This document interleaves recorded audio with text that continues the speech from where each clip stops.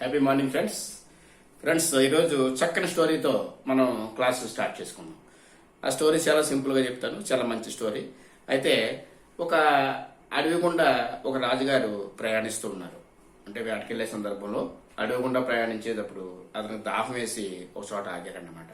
అక్కడ చిన్న గుడిసె ఏర్పాటు చేసిన, అందంగా ఉంది ఆ గుడిసె. ఆ గుడిసెలో కూర్చుని చూస్తున్నారు, ఎవరైనా ఉన్నారా ఏంటి అని చెప్పి చూస్తున్నారు.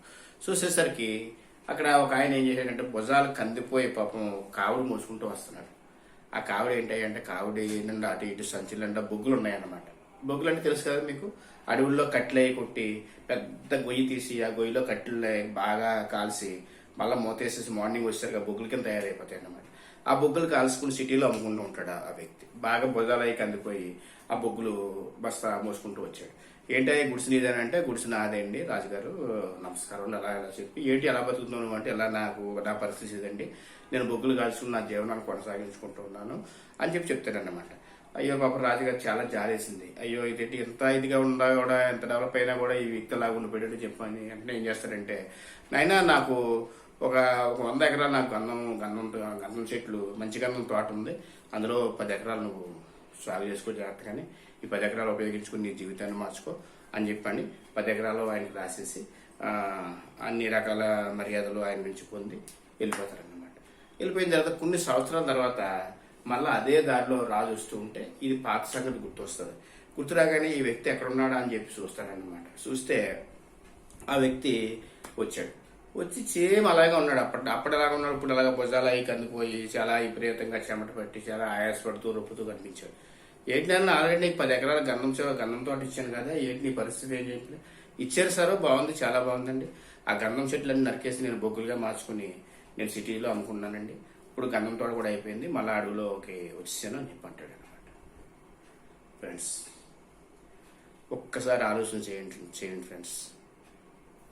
ఆయన అడవిలో ఆ రకరకాల పనికిరాల చెట్లని, పనికొచ్చిన చెట్లని బొగ్గుల కింద మార్చుకుని జీవనం కొనసాగించిన వాడు ఒక మంచి గంధం తోట ఇచ్చినా సరే ఆ మంచి గంధాన్ని ఎలా ఉపయోగించుకోవాలండి? దాన్ని శుభ్రంగా కట్ చేసి ఒక మూలికల్లాగో లేకపోతే ఒక మందులాగో లేకపోతే డైరెక్ట్గానో ఒక సిటీకి వెళ్ళి మంచి కోటేశ్వరుడు కావాల్సిన వాడు వాటిల్ని ఒక పనికిరాని చెట్టుని నరికినట్టు చెట్లను కాల్చేసి బొగ్గులు అమ్ముకున్నాడంటే అర్థం ఘోరంగా ఉందో చూడండి ఫ్రెండ్స్. ఈవేళ జరిగేది అదే. మనకి ఎల్ఐసి కల్పవృక్షం అండి.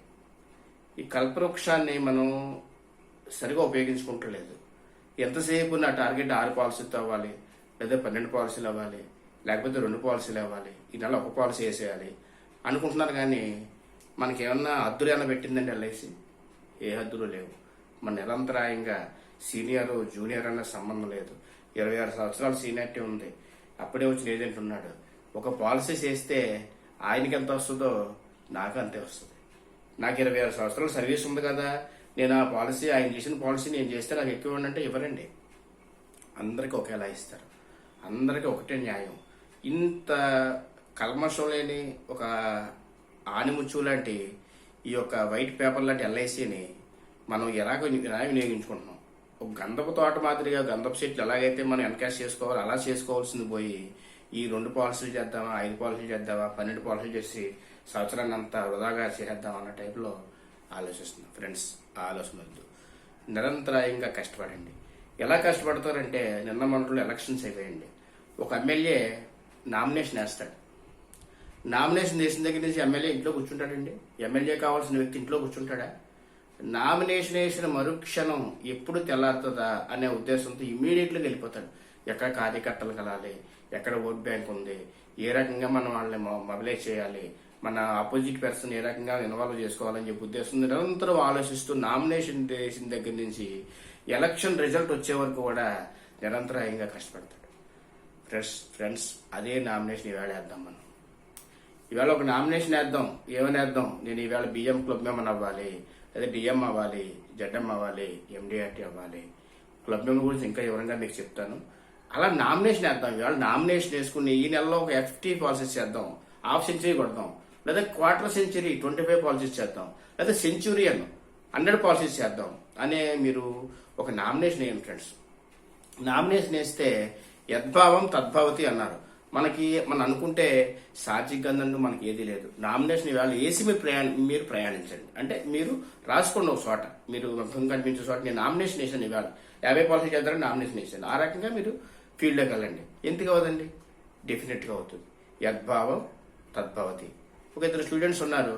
ఇద్దరు స్టూడెంట్స్ ఎగ్జామ్లో బాగా రాశారు. ఓ స్టూడెంట్ ఫెయిల్ అయిపోయాడు.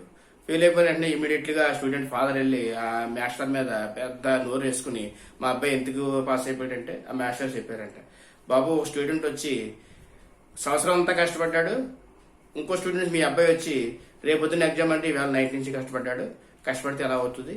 అలాగే ఏంటంటే మార్చ్ 31 నైట్ మనం కూర్చొని చేసేస్తే అవదండి. మార్చి 1 తారీఖు 5వ తారీఖు వచ్చేసింది, ఇంక 26 రోజు టైం ఉంది. 26 రోజుల్ని మీరు కంకణం కట్టుకుని ఒక నామినేషన్ వేసుకుని తిరగండి. ఎందుకు అవుతుందో బిజినెస్ నేను చెప్తాను. ఎవరో తక్కువ కాదు ఫ్రెండ్స్, ప్రతి ఒక్కరికి ఒక టాలెంట్ ఉంది. ఆ టాలెంట్ని బయట తీయండి. ఓకేనా ఫ్రెండ్స్? మన సబ్జెక్ట్లోకి వెళ్ళిపోదాం. అయితే మార్చిలో పాలసీ చేయడం వల్ల ఉపయోగాలు ఏంటి అనే విషయం చెప్పుకుందాం. దీన్ని మనం 2 రకాలుగా విభజించాను నేను. మార్చిలో చేయడం వల్ల ఒక కస్టమర్కి వచ్చేది ఏంటి, అలాగే అడ్వైజర్ మనకు వచ్చేది ఏంటి. కస్టమర్కి వచ్చే దాని విషయం గురించి మనం చెప్పే దాంట్లో ఫస్ట్ ఆఫ్ ఆల్ బోనస్ అండి. బోనస్ ఎలా చెప్పాలి? మనం ప్రతి సంస్థ కూడా ఆర్థిక సంవత్సరం ఎండింగ్ నాడే బోనస్ కాల్కులేట్ చేస్తుంది. మన ఆర్థిక సంవత్సరం ఎప్పుడు స్టార్ట్ అయింది? ఏప్రిల్ 1 నుంచి 31 మార్చితో క్లోజ్ అవుతుంది. అంటే ఏప్రిల్ 1 లో పాలసీ చేసిన వ్యక్తి, అలాగే మే, జూన్, జూలై ఎప్పుడు పాలసీ చేసిన వ్యక్తి అయినా సరే ఆ వ్యక్తికి బోనస్ ఎప్పుడు కాల్కులేట్ చేస్తారండి? మార్చిలో కాల్కులేట్ చేస్తారు. కాకపోతే చూడండి ఫ్రెండ్స్, ఏప్రిల్లో పాలసీ చేశారు, ఈవేళ ఆ పాలసీ ఓపెన్ చేస్తే బోనస్ ఇంకా ఏమి యాడ్ అవుతాయి. ఎందుకంటే ఆర్థిక సంవత్సరం క్లోజ్ అవ్వలేదండి. ఆర్థిక సంవత్సరం క్లోజింగ్ నాడు మాత్రమే బోనస్ కాల్కులేట్ అవుతుంది. అంటే మే, జూన్ నెలలో చేసిన వ్యక్తి ఈ మార్చి నెలలో చేసిన వ్యక్తి సమానమేంటి. ఆ సత్యం గమనించండి ఫ్రెండ్స్. అంటే యాజ్ ఏ కస్టమర్ గా వచ్చేది ఏంటంటే బోనస్ వస్తుంది. ఇంకోటి ఏంటంటే ఏజ్ అండి. ఇది ఏజ్ చాలా ప్రాముఖ్యత వహిస్తుందండి. ఏజ్ ఎలా మార్చుకోవచ్చు అనే ఉద్దేశం చెప్పుకున్నప్పుడు మనం డేటింగ్ బ్యాక్ అండి. డేటింగ్ బ్యాక్ చేస్తే మనం ఏజ్ ని మార్చుకునేలాగా మనం